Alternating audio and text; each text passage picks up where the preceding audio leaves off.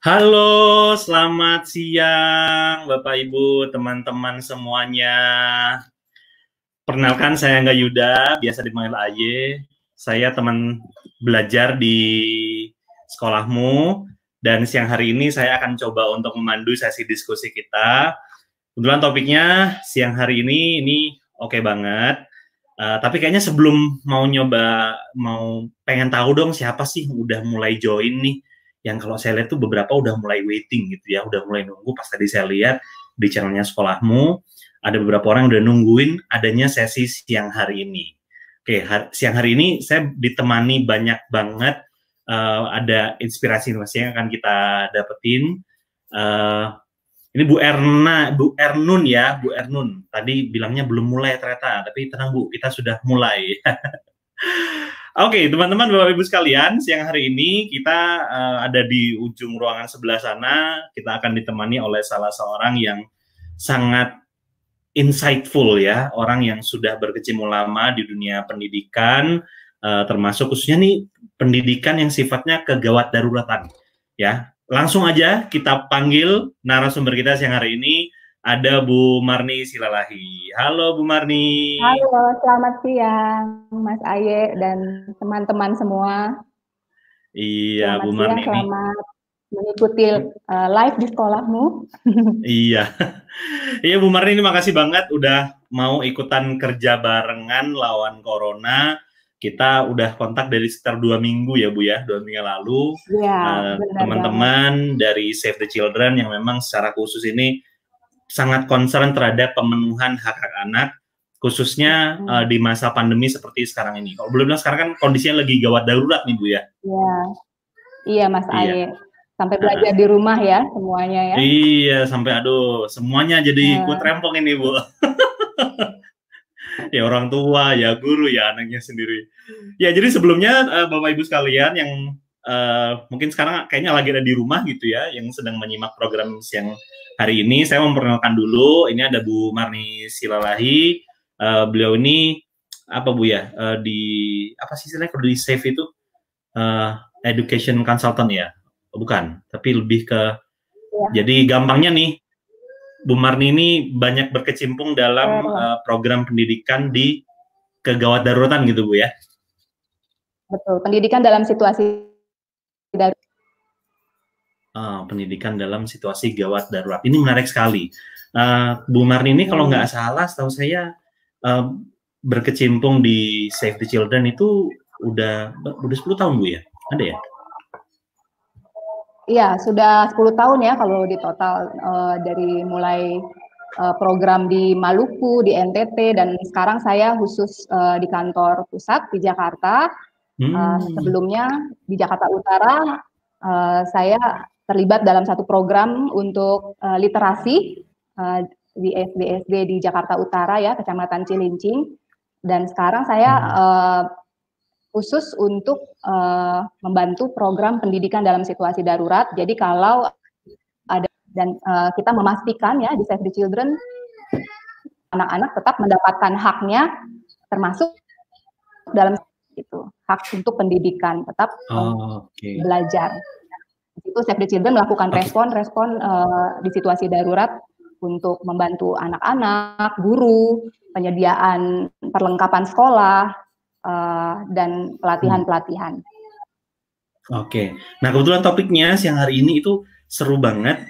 Mungkin kalau saya bilang seru bukan gimana ya, tapi lebih ke sesuatu yang kayaknya banyak dibutuhkan oleh anak-anak kita, yang kita khawatir kalau misalnya jangan sampai nih masa belajar di rumah malah membuat anak nggak belajar, kemampuan literasinya jadi tidak berkembang dan seterusnya. Nah siang hari ini Bapak Ibu sekalian, teman-teman sekalian, kita akan coba dengarkan sharing dari Bu Marni, bagaimana sih caranya kita bisa meningkatkan kemampuan literasi anak dalam kondisi kegawat daruratan seperti saat ini ya. Jadi sekitar 20 menit ke depan, Bu Marni akan banyak sharing ke kita. Bapak Ibu silahkan disimak, kalau perlu dicatat, karena nantinya ini akan sangat berguna untuk kehidupan anak-anak kita di masa yang akan datang. Oke, jadi sebentar waktu, saya mohon izin dulu Bu Marni ini, saya akan menghilang dulu. Nanti kemudian di belakang saya akan coba muncul lagi. Jangan jauh-jauh hilangnya ya. Iya, siap. Oh iya, bagi Bapak Ibu yang memiliki pertanyaan yang mungkin dari jauh-jauh waktu sudah nyiapin pertanyaan atau kalau tiba-tiba di tengah ada yang mau ditanyakan, langsung aja ketik di kolom komentar. Nanti akan langsung kita bahas bersama narasumber kece kita siang hari ini. Oke, pamit dulu sebentar, Bu Marni. Silahkan, ini live streamnya bisa langsung dimanfaatkan. Baik, selamat siang Bapak, Ibu, teman-teman semua. Perkenalkan saya Marni dari Save the Children, dan melalui kesempatan saat ini senang sekali bisa turut berbagi dengan Bapak Ibu, teman-teman, untuk teknik-teknik dalam program kami yang namanya Literasi Boost ya, atau percepatan keaksaraan. Ini tujuannya untuk meningkatkan keterampilan membaca pada anak-anak siswa SD kelas awal. Jadi kami di Save the Children dan masukan dari sekolah-sekolah dan guru-guru, orang tua ya, bahwa dalam periode ada kesulitan terutama dalam pelajaran membaca dan menulis. Membaca dan menulis ini dilakukan lewat jarak ya agak sulit ya biasanya. Belajar membaca efektif jika dilakukan aktif dengan anak, sehingga kalau melalui daring itu akan kesulitan. Otomatis orang tua di sini jadi berperan sangat penting untuk anak belajar membaca. Nah, sekarang saya akan berbagi sedikit tentang apa itu program Literasi Boost dan bagaimana pendekatan yang kami lakukan dalam program ini. Jadi tadi saya sudah jelaskan ya, program ini untuk meningkatkan keterampilan literasi dasar, membaca dan menulis untuk siswa SD kelas awal, jadi kelas 1 sampai 3. Dan ada 3 komponen sebenarnya dalam program ini. Pertama adalah asesmen atau pengukuran kemampuan membaca yang dilakukan di awal sebelum diberikan program, kemudian juga dilakukan secara berkala ya, melalui tes formatif. Terus juga di akhir program untuk mengukur membaca. Kemudian juga dalam program ini intervensi pelatihan guru dan ada komponen aksi masyarakat.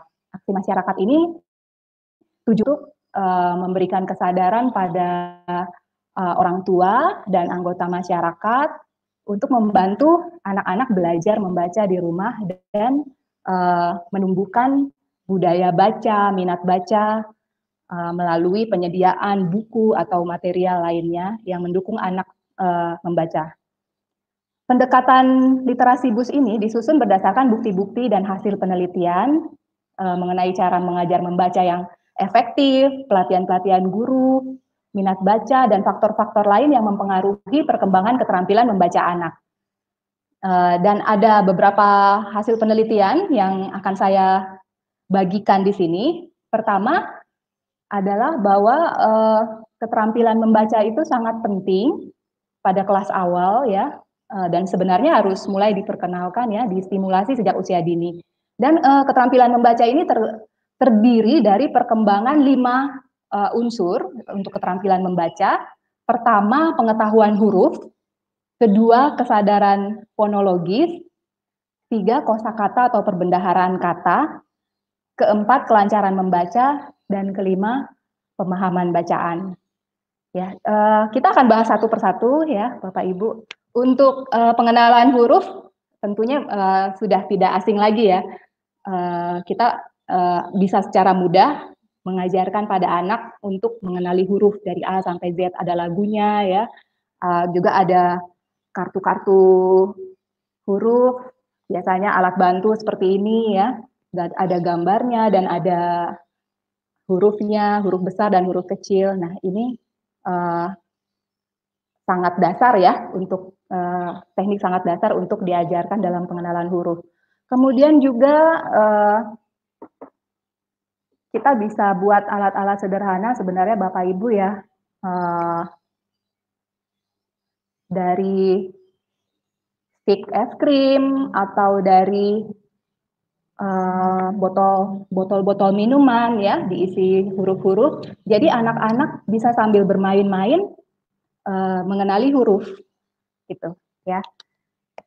Oke, terus kedua pengenalan fonologis atau kesadaran fonologis ini adalah kemampuan anak mengenali dan memanipulasi bunyi. Ini adalah cara pelafalan ya, cara mengucapkan, membunyikan huruf seperti huruf ini B. Tapi kalau bunyinya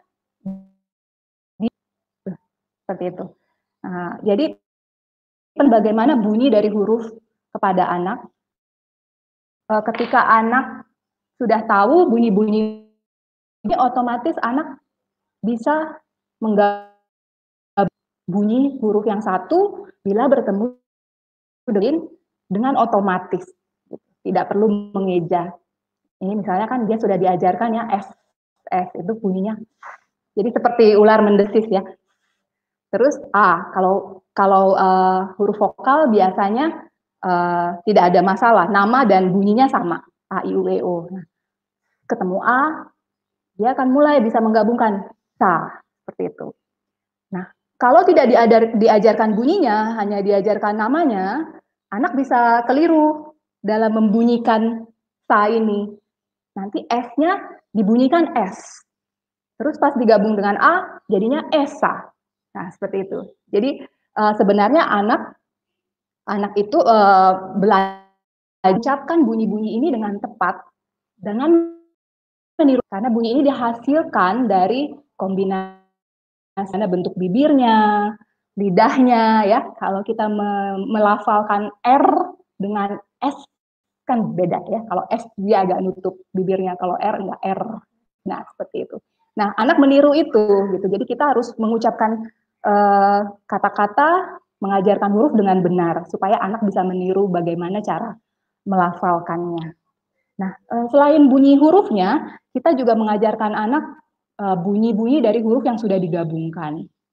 Gitu. Terus bunyi-bunyi dari huruf yang kata-kata yang berbunyi sama. Misalnya bunga, kayaknya mirip dengan bunga. Misalnya di belakangnya sama-sama nga, atau ambil bunyi depannya buku.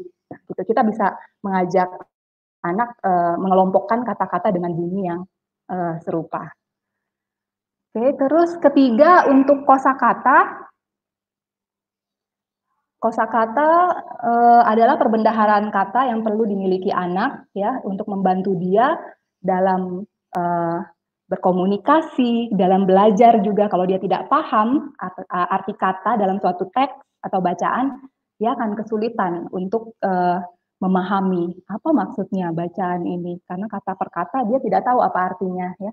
Jadi nanti kita akan masuk ke teknik-teknik untuk mengajarkan kosakata. Keempat, kelancaran membaca. Kita juga ingin anak kita lancar ya membacanya Bapak Ibu. Jadi membaca ini selain lancar juga perlu tepat, akurat. Jadi tidak hanya cepat, baca-baca cepat tapi pengucapannya salah gitu, yang dibaca salah, keliru. Nah, jadi dalam kelancaran juga kita melihat bagaimana supaya lancar dan tepat. Pemahaman bacaan, nah ini yang juga sangat penting. Ini tingkat keterampilan tertinggi.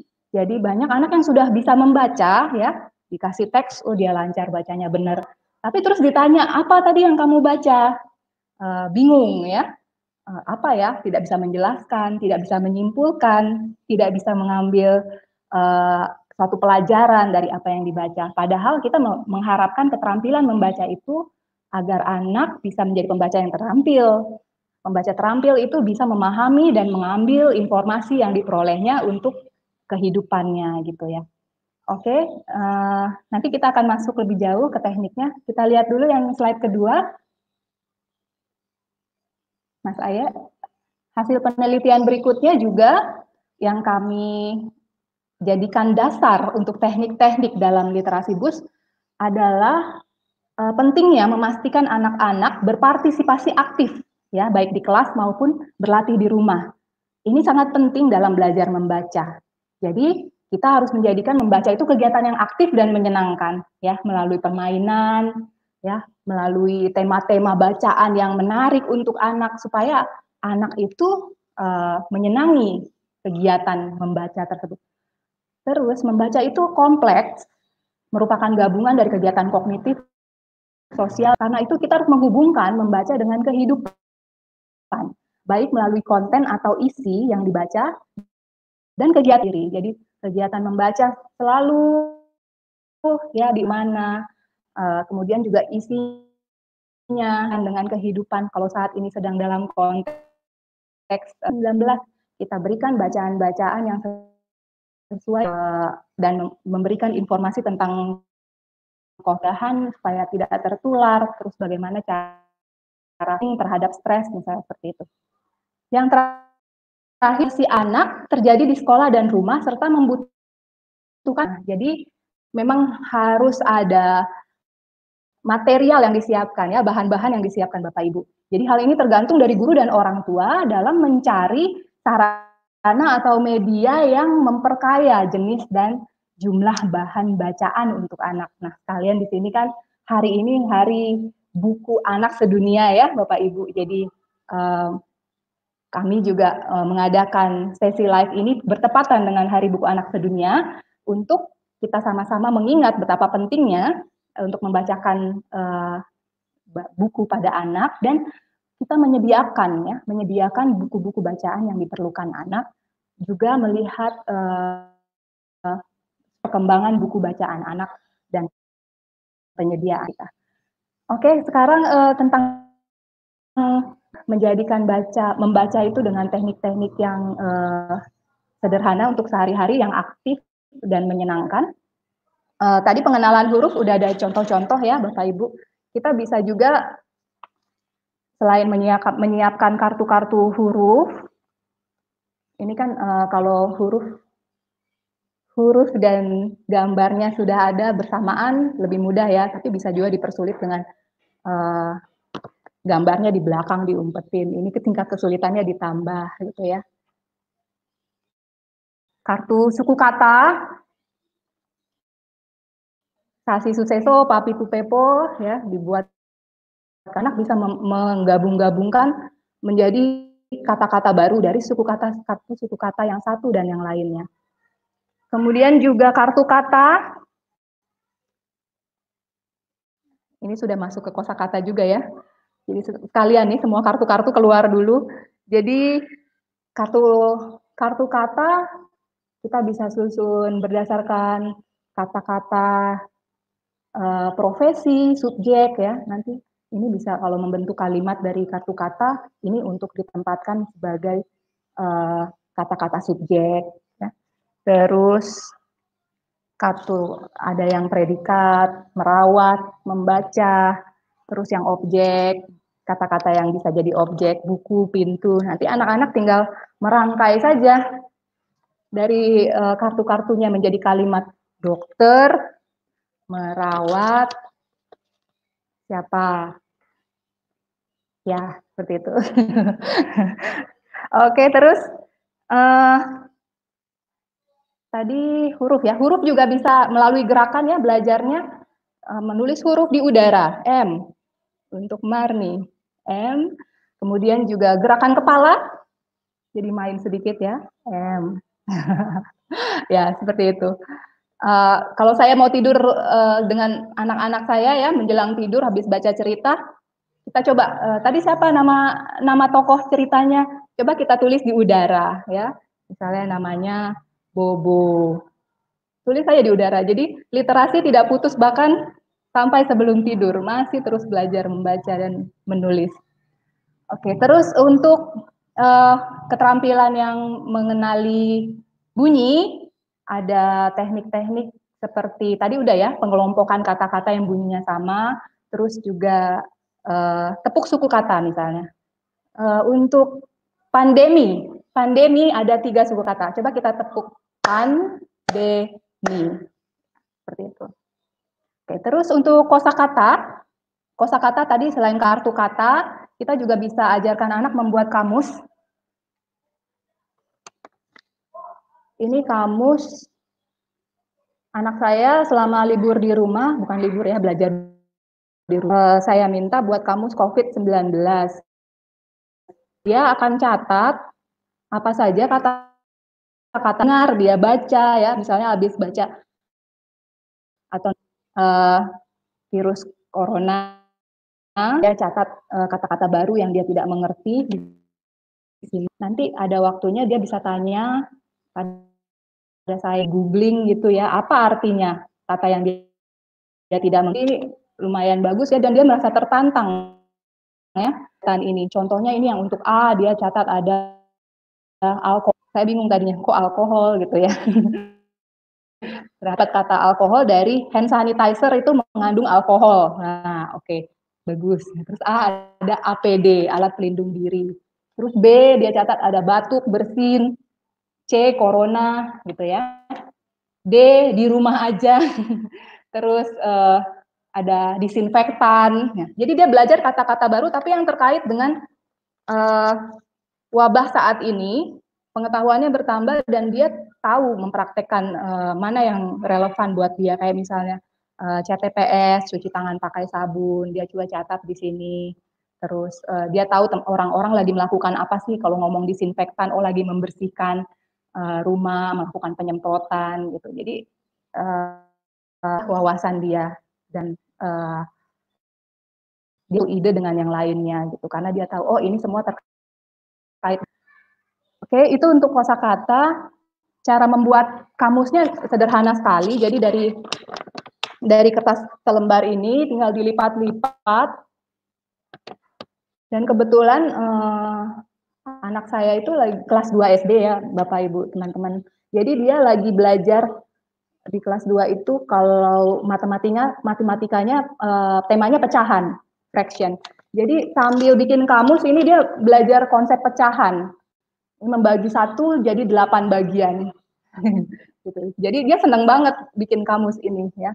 Tinggal dipotong terus dilipat-lipat. Jadi ini panjang sampai M, terus di belakangnya di sisi satunya, di sisi belakangnya N sampai Z.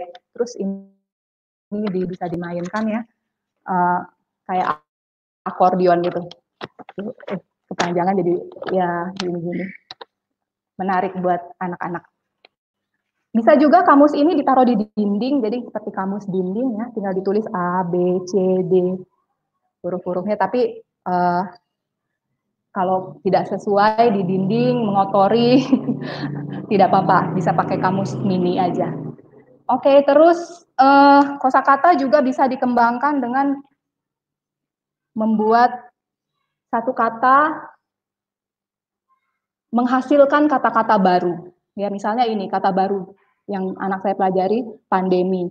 Kita bisa bikin kata-kata baru lagi dari kata pandemi ini, dari huruf-huruf yang menyusun kata pandemi. Misalnya, kata apa yang bisa terbentuk dari pandemi? Ada usul?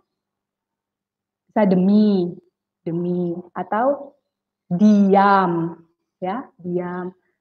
Jadi dari permainan itu anak-anak mencari kata baru dari satu kata. Oke, terus juga banyak sekali ya kita bisa bermain dengan kata-kata ini. Keluarga kata juga bisa, misalnya merawat, keluarga katanya apa sinonimnya yang terkait dengan merawat pasien, dokter. Jadi tinggal kita kembangkan saja selama ada kartu-kartunya. Jadi penyediaan material ini yang jadi kunci. Memang ada usaha atau upaya lebih ya, waktu lebih untuk bikin-bikin, tulis-tulis. Tapi setelah itu anak-anak bisa have fun sendiri, bersenang-senang sendiri dengan kata, huruf, dan kalimat. Oke, terus kelancaran dan pemahaman membaca ini saya gabungkan jadi satu. Tidak lain, ini tergantung dari keterampilan membaca lewat buku, ya, dari buku bacaan. Saya tunjukkan ada stok buku ini, saya taruh di keranjang ini minggu ini. Jadi ini buku-buku yang saya targetkan misalnya harus dibaca oleh kedua anak saya. Kenapa saya pilih buku tersebut? Karena temanya dengan pelajarannya. Lagi membahas tentang menolong sesama, seperti itu misalnya. Buku-buku yang temanya sama tentang menolong, tolong. Keranjang ini juga ada bawahnya, sebenarnya ini mainan dulu pasar-pasarannya didorong-dorong sambil belajar jalan gitu juga. Nah ini bisa dimanfaatkan Bapak Ibu jadi keranjang untuk mobile library atau pustaka bergerak. Jadi anak bisa bawa-bawa keranjangnya, mengambil buku dari koleksi buku di lemari, dan kita bisa atur gitu buku-buku ini supaya semuanya dibaca oleh anak. Buku yang ditargetkan minggu ini ditaruh di keranjang gitu. Dan didekatkan ke anak. Kalau pustaka bergerak, jadi anak lagi duduk sambil nonton juga bisa ngikut keranjangnya atau trolinya ke dekat anak bisa sambil baca di mana saja. Oke, untuk kelancaran membaca, jadi yang paling efektif memang membacakan cerita untuk anak. Membacakan cerita pada anak juga ada suatu teknik.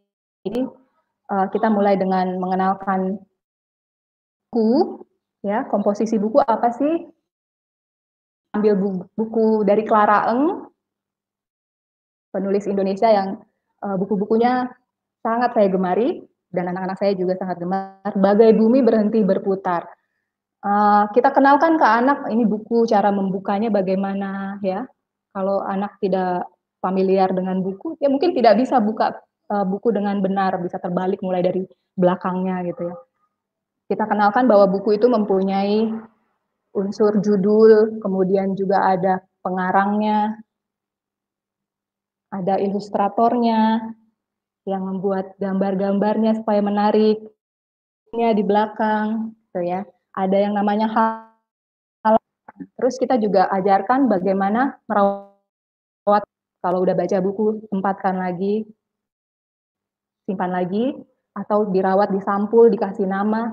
Jadi ada pembelajaran yang lebih yang bisa kita tanamkan pada anak dari memiliki buku bacaan daripada hanya membaca secara elektronik ya, lewat e-book dan sebagainya. Karena itu koleksi buku secara fisik kita perlu Bapak Ibu ya. Terus setelah itu kita untuk kelancaran membaca, kita bacakan setiap halaman ya. Terus bisa juga dengan sambil menunjuk hurufnya supaya anak melihat ini huruf A, huruf B, bacanya ternyata seperti itu, dibunyikannya seperti itu ya. Gitu.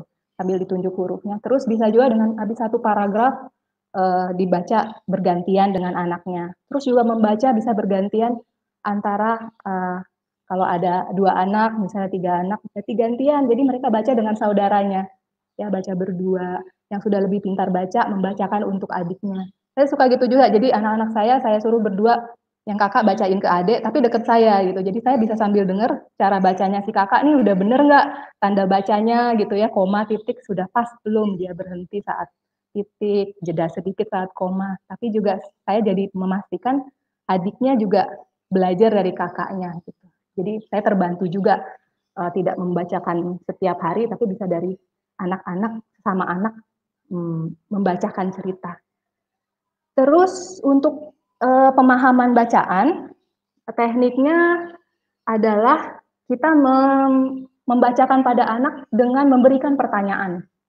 Jadi pertanyaan itu dibagi menjadi pertanyaan sebelum bacaan, di tengah-tengah atau saat membaca, dan setelah membaca, setelah bacaan selesai. Pertanyaan di awal bisa diberikan untuk merangsang kemampuan memprediksi. Ya, jadi anak-anak bisa menebak, memperkirakan. Contoh pertanyaan seperti ini. Ini judulnya berputar. Terus ada gambar apa? Terus anaknya duduk sendiri. Nah, kira-kira apa ya yang akan baca ini cerita tentang apa? Apa yang ini? Kenapa buminya berhenti berputar? Prediksi dari apa yang dia terima. sebelum ceritanya dibaca. Terus di tengah-tengah bacaan pertanyaan misalnya di halaman kelima gitu. Terus ceritanya ini adiknya sedih gitu. Kenapa ya menurutmu adik sedih? Nah, pertanyaan ini diberikan ada dua fungsi. Pertama untuk mengecek konsentrasi ya, apakah anaknya masih mengikuti bacaan. Terus yang kedua untuk menganalisa ya, kemampuan untuk menalar kenapa anaknya sedih. Jadi dia mengaitkan dengan informasi yang diterima sebelumnya gitu. Kenapa anaknya sedih seperti itu. Terus pertanyaan terakhir sesudah bacaan selesai bisa dengan penggalian atau apa yang kamu ini kamu suka nggak? Kira-kira hal yang sama nggak dengan si Bobo? Misalnya karakternya si Bobo ya tokohnya. Kamu akan melakukan hal yang sama dengan dia. Kamu setuju nggak? Jadi dia menganalisa, menyimpulkan, juga mengambil sesuatu ya, mengambil sesuatu dari buku yang sudah dibacanya. Oke, itu pertanyaan bacaan. Terus keterampilan pemahaman bacaan juga bisa banyak ya, Bapak Ibu bisa dengan membuat rangkuman cerita sendiri dengan cara yang berbeda-beda. Kayak kemarin anak saya baru belajar cerita baca buku dari WA tentang corona ya. Terus dia coba kembali isinya dalam gambar ya. Dia suka menggambar ya, dia ceritakan dalam gambar seperti itu. Terus bisa juga dalam bentuk buku. Ini dia bikin sendiri bukunya. Dia tulis-tulis aja. Jadi kalau udah dia dapat cerita apa, suka dia review sendiri karena memang dibiasakan gitu ya. Coba kamu ceritain lagi tapi pakai cara kamu sendiri yang lebih menarik. Jadi di sini membaca dibuat aktif dan menyenangkan juga anak jadi lama-lama karena menyenangi, menyukai kegiatan ini, dia bisa membaca secara mandiri, belajar dengan mandiri gitu. Tidak perlu lagi harus disuruh-suruh. Membaca tidak lagi jadi beban untuk anak-anak gitu. Terus terkait tadi sudah ya semua 5 keterampilannya sudah dibahas dan terakhir sharing tentang penyediaan bahan bacaan di mana kita memang harus ada effort lebih ya, harus ada usaha lebih untuk menyediakan bacaan di rumah. Saya akan bahas sedikit tentang jenis-jenis bahan bacaan yang perlu disiapkan di rumah, ya, baik untuk diperkenalkan pada anak. Jadi kalau teks ya, buku bacaan itu bisa dari fiksi dan non fiksi, dua-duanya kita kenalkan ke anak sebanyak-banyaknya. Tadi contoh fiksi ya, yang ini sudah. Terus ada contoh beberapa lagi. Ini saya perkenalkan juga yang dari cerita rakyat, kisah dari Sumba, ya bagus untuk mengenal daerah-daerah yang tidak bisa dikunjungi oleh anak kita lewat buku, Timun Mas. Terus juga non fiksi, ini perlu juga dari majalah, contoh. Terus bahkan dari brosur-brosur, ini bahan bacaan juga Bapak Ibu gitu. Jadi nanti ini kan bisa dibaca. Terus yang ini juga bahkan supermarket disimpan ya. Baiknya dipotong-potong. Ini kan ada keterangannya dia apa, proofnya. Tetap bisa anak-anak belajar membaca dari itu. Di belakangnya saya tempel dengan kertas supaya agak lama ya. Terus bagusnya lagi yang brosur-brosur supermarket tadi dia ada angka, jadi bisa pengenalan tentang uang juga.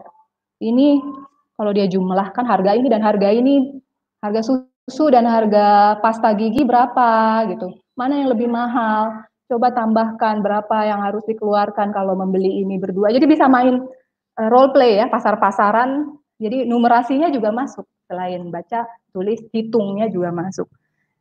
Oke, terus ya Itu tadi ya jenis-jenis buku. Yang non fiksi juga bisa ensiklopedi. Ensiklopedi sekarang tidak perlu tebal-tebal. Ada juga ensiklopedi yang sudah disusun tipis. Ya, ini ada sirkus. Yang ini tentang bumi dengan gambar-gambar yang menarik. Jadi anak-anak tertarik. Ya, itu contoh non fiksi. Terus juga buku kita perhatikan untuk buku bacaan tingkat kesulitannya ya, jadi kita sesuaikan. Kalau pembaca yang baru, anak kelas 1 gitu ya, yang masih mulai mengenal membaca baru kata per kata gitu ya, jangan terlalu banyak menyediakan buku yang banyak sekali tulisannya. Gitu. Jadi kalau pembaca awal kan biasanya kita berikan buku yang ini kalau pembaca awal anak PAUD misalnya, ini seperti 100 kata penkat, gambar kata gitu ya. Nah, kalau sudah kelas 1 bisa ditingkatkan dengan yang tetap ada gambarnya di setiap halaman, tapi tulisannya sedikit saja. Ini kebaca nggak? Ya, tuh, tulisannya sedikit. Terus lama-lama kita pilihkan kelas 2 yang agak banyak tulisannya. Jadi bertahap. Kalau udah kelas tinggi, nanti bisa baca novel yang udah nggak perlu ada tulis gambarnya gitu ya. Jadi gambar ini kan tujuannya untuk membantu anak memahami isi cerita. Itu tentang pemilihan bacaan. Selain buku-buku juga kita perlu menstimulasi anak dengan lingkungan rumah yang kaya literasi. Jadi selain buku, tulisan yang di mana-mana itu bisa ditempel Bapak Ibu seperti ini metode pelabelan ya, pelabelan. Jadi kita tempatkan tulisan di dekat bendanya, pada bendanya. Misalnya ini pintu ditempel, tulisan pintu ditempel di pintu. Ini melabel pintu itu supaya anak selalu melihat, oh ini pintu tulisannya seperti ini, gitu ya. Dan cara menempelnya ditempatkan sejajar dengan mata anak, gitu. Jadi setiap hari dia lihat, mungkin awalnya dia belum bisa membaca, tapi karena sering melihat, sering terpapar, lama-lama dia belajar gitu. Oh pintu itu P-nya seperti itu, akan terekam kalau dilihat terus-menerus setiap hari. Itu metode pelabelan. Ya, oke, saya rasa ya bagus bukunya. Ya, Bunda. Tapi ini juga sebenarnya saya tidak tidak terlalu banyak juga koleksinya. Cuman kalau ada yang menarik, buku yang menarik, contoh ya. Jadi untuk menumbuhkan minat baca pada sering-sering hunting buku-buku yang menarik gitu ya, Rico, Bunda. Jadi ini bisa nah, tuh, ini ceritanya Cinderella. Nah, cerita ada tapi terus nah dia bisa 3 dimensi pasti buka. Perlu banyak saya punya buku kayak gini cuma satu. Kalau ada yang unik itu saya usaha anak-anak senang membaca dulu ya gitu ya, praktekkan. Kita juga harus senang membaca supaya anak meniru. Membaca juga hasil dari konstruksi sosial ya. Jadi kita sebagai role model harus mencontohkan kebiasaan suka membaca itu. Nah, terus juga untuk lingkungan kaya literasi, siapkan boneka tangan untuk mendongeng. Saya juga nggak pinter dongeng beneran, tapi harus diupayakan ya. Jadi kalau cerita dari buku itu tokoh-tokohnya dibikin bonekanya. Tadinya saya beli boneka tangan, tapi hilang-hilangan. Akhirnya ini anak-anak sendiri yang bikin. Jadi mereka bikin ini kertas aja dilipat, kertas HVS dilipat dibikin ujung-ujungnya tempel kupingnya, bikin mulut, kumis-kumis segala macam. jadi deh boneka-bonekaan. Ini malah ini yang dipakai anak-anak saya sekarang buat main dongeng-dongengan tuh ini boneka hasil mereka sendiri. Ini buatan mereka. Ini ada kelinci. Ini masih diperdebatkan antara beruang atau koala ya. Jadi saya dua, mereka berdebat ini beruang apa koala. Terus kemarin bikin shark hiu ini. Nah ditempel kelihatan ya. Ini buat di atas. Masuk di sini tangannya.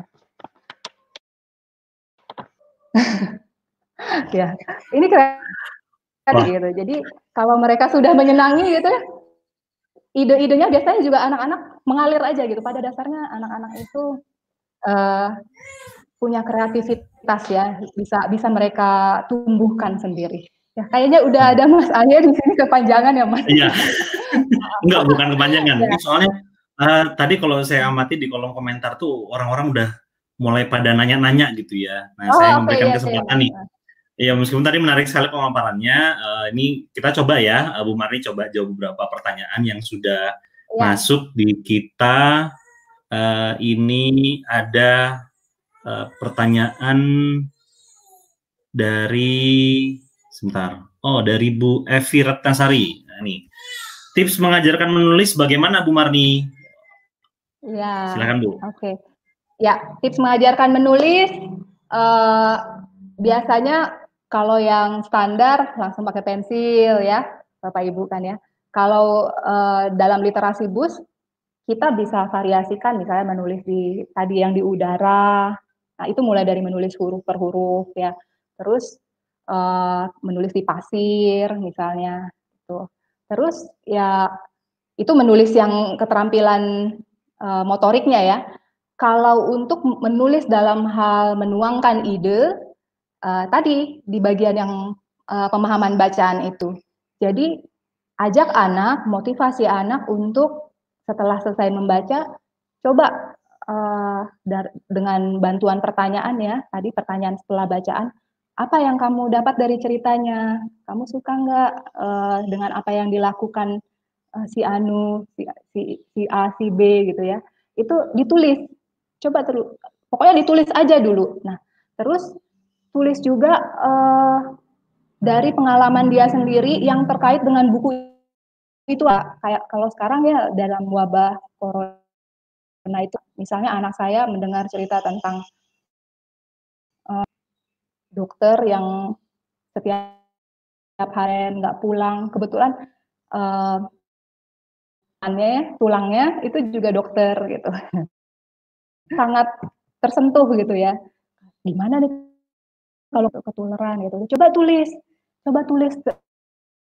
buat tulang gitu ya, misalnya kan tulang ya Om.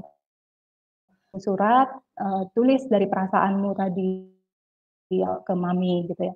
Terus ya udah ratan, difoto, dikirim. Itu menulis mulai dari yang sederhana. Terus yang tadi membuat summary atau ringkasan buku dengan menuangkan ide sendiri. Ini kan tulisannya murni ya, tulisannya sendiri. Gitu. Dia mulai menulis lama-lama dengan banyaknya stok bacaan, idenya makin beragam gitu. Dia dapat bahan yang lebih untuk menulis. Mulai dari pengalaman sendiri, apa yang dia rasakan, terus lama-lama dia kembangkan dengan ide-ide yang dari buku itu. Gitu mungkin, Mas. Kok nggak kedengeran? Oke, jadi tips menulis itu, tips untuk mengajarkan menulis itu berarti kalau dari motoriknya berarti menuliskan pengalaman, buat surat dan seterusnya. Ini ada pertanyaan masuk juga nih Bu Marni dari Bu Arika Amaria. Bagaimana kita bisa tetap melakukan kegiatan literasi apabila orang tua masih buta huruf? Nah, mungkin Bu Marni punya pengalaman boleh di-share? Iya, pernah juga Mas. Ya, pernah juga. Jadi ini salah satu praktik baik justru ya. Waktu kami mengadakan program literasi di Jakarta Utara, itu juga ada yang anaknya setiap hari bukan sama ibunya, karena ibunya bekerja. Jadi anak ini bersama dengan neneknya gitu ya, pengasuhnya setiap hari. karena sering anaknya ikut nih kegiatan literasi namanya pos baca. Pos baca ini kegiatan seperti tadi sih membaca gitu ya, mendongeng, tapi di luar jam sekolah yang dipandu oleh fasilitator yang sudah terlatih. Nah, karena dengan teknik-teknik yang tadi, teknik-teknik belajar membaca yang 5, ini neneknya juga ikut belajar membaca. Ternyata teknik ini efektif gitu, dari pokoknya tahu nama huruf, bunyi, terus sudah memang kalau sudah bukan anak-anak ya agak lama ya belajarnya. Jadi harus lebih diniatkan lagi belajarnya, terus akhirnya mulai bisa membaca gitu. Tapi kalau pengasuh atau orang tua dalam hal ini masih buta huruf, tentunya anak perlu dibantu oleh orang lain. Jadi orang tua bisa mengidentifikasi siapa yang bisa membantu anak belajar membaca. Asal tadi menyiapkan material-material yang dibutuhkan. Kan tidak harus selalu buku yang mahal ya Bapak Ibu. Jadi yang tadi yang penting ada kartu-kartu huruf, kartu kata, terus beberapa bahan bacaan itu bisa dipinjam. Iya, tidak harus material yang mahal, bisa memanfaatkan yang ada di sekitar. Tadi seperti ini saya kertas-kertas yang dipotong aja. Tadi yang brosur juga brosur ngumpulin aja gitu ya. Jadi nggak kita buang kalau nerima. Ada yang pokoknya ada tulisan-tulisannya itu disimpan gitu ya. Bisa dijadiin kartu baca, kartu huruf. Terus buku bisa pinjam ya. Sekarang udah ada banyak taman bacaan masyarakat, banyak pustaka desa. Terus juga kalau sekarang kita bisa memanfaatkan pustaka digital ya. Kalau tidak bisa membaca, ya fasilitasi anak untuk bisa membaca gitu. Anak bisa mengembangkan dengan banyaknya bacaan yang ada di sekitarnya. Gitu Mas. Ya, jadi sebagai orang tua kita nggak boleh kehabisan akal ya. Kalau ya, misalnya orang tuanya buta huruf, bisa cari bantuan orang lain atau juga bisa menggunakan material-material yang ada di sekitarnya kita. Kira-kira begitu ya. Oke, ini ada pertanyaan lagi nih dari Pak Zubaidi. Bagaimana mengajari literasi bagi anak yang terlalu aktif? Wah, ini mungkin terlalu aktifnya mungkin perlu didefinisikan ya. Oke, gimana? Silakan Bu Marni. Ya, terlalu aktif sulit dia ya. Ya, jadi ya memang kegiatan yang lakukan yang dia senangi ya saat keaktifannya itu biasanya dia ngapain gitu, olahraga, lompat-lompat atau main gitu ya. Nah itu kita selipkan tentang teks gitu ya, bahan bacaan. Kayak kalau sambil main pun, ini kan banyak mainan yang bisa banyak bahan bacaannya. Monopoli aja, ini dalam monopoli aja banyak sekali yang bisa dipelajari sambil membaca. Ya, terus kalau bermain, misalnya bermain mencari jejak gitu ya. Ini juga kadang ya, anak saya juga yang pertama. Jadi suka saya menyembunyikan sesuatu misalnya gitu ya. Tapi dia harus mengikuti pesan-pesan yang saya berikan gitu.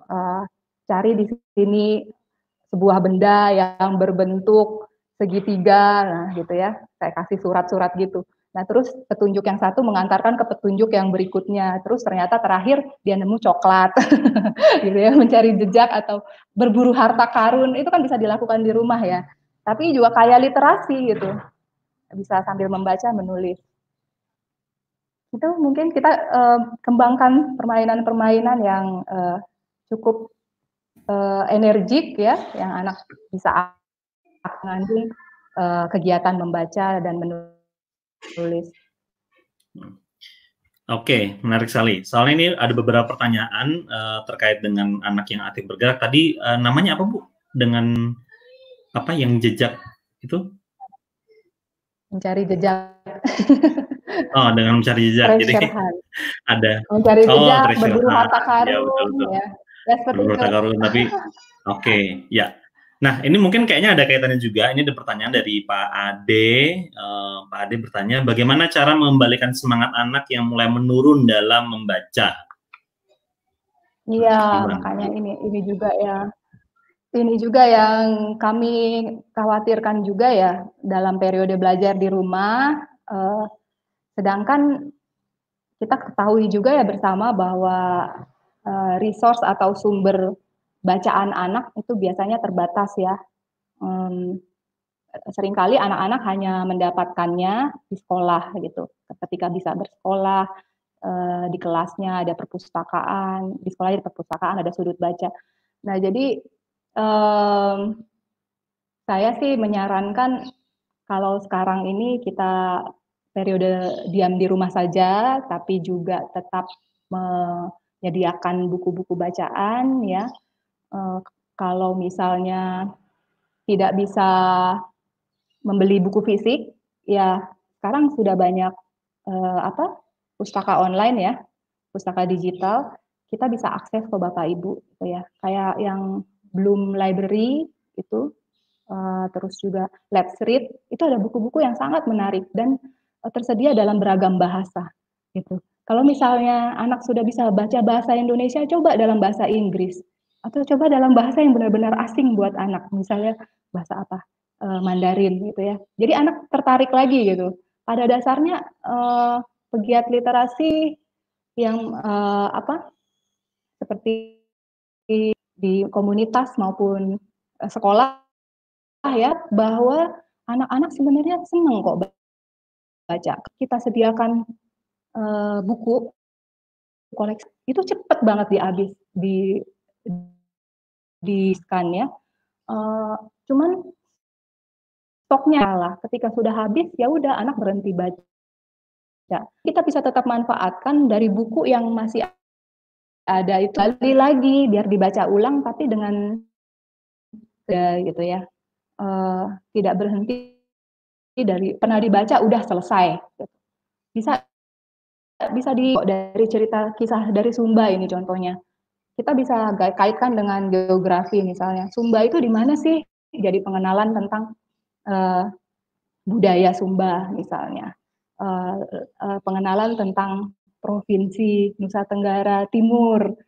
Terus dicari kaitannya dengan permainan apa sih di sana, suka ada budaya kebiasaan apa dari masyarakatnya yang menarik. Itu dikaitkan lagi supaya satu buku ini nggak berhenti di sini aja, kalau udah selesai baca ya udah gitu ya. Jadi memang membutuhkan kreativitas dari orang tua juga gitu.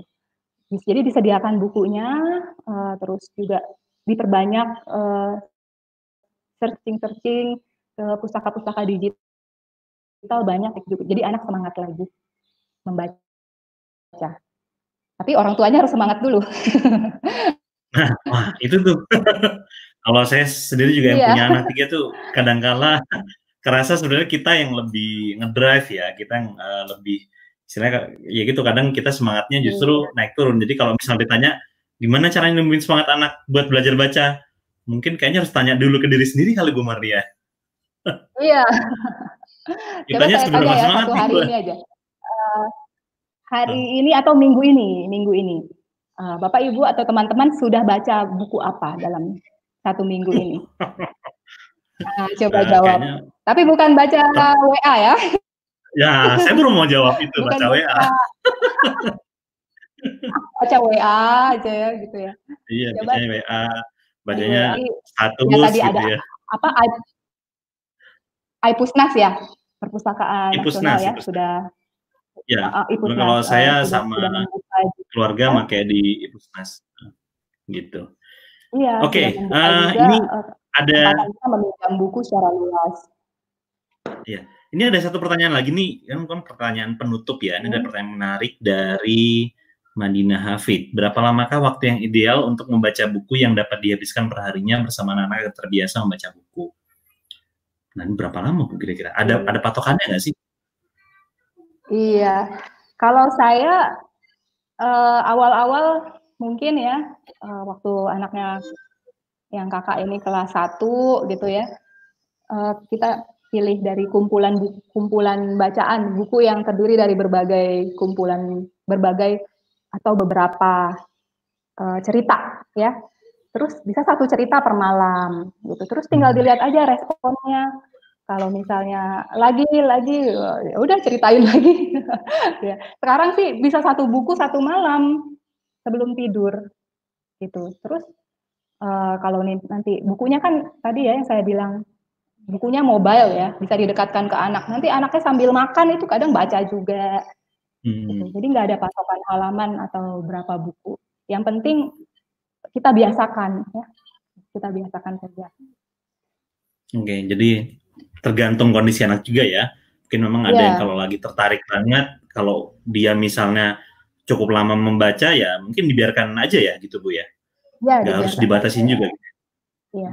Ya, jadi mungkin jawabannya tadi Bu Madina ini lebih menyesuaikan dengan kondisi dan kesiapan anaknya juga. Oke, baik. Bu Marni, ini waktu kita tinggal 5 menit lagi. Kayaknya mungkin kita bisa masuk ke bagian kesimpulan ya.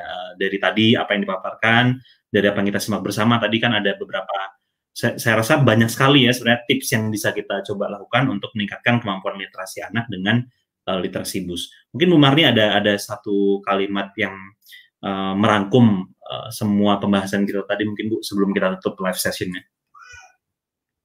Iya. Dari saya ini terkait dengan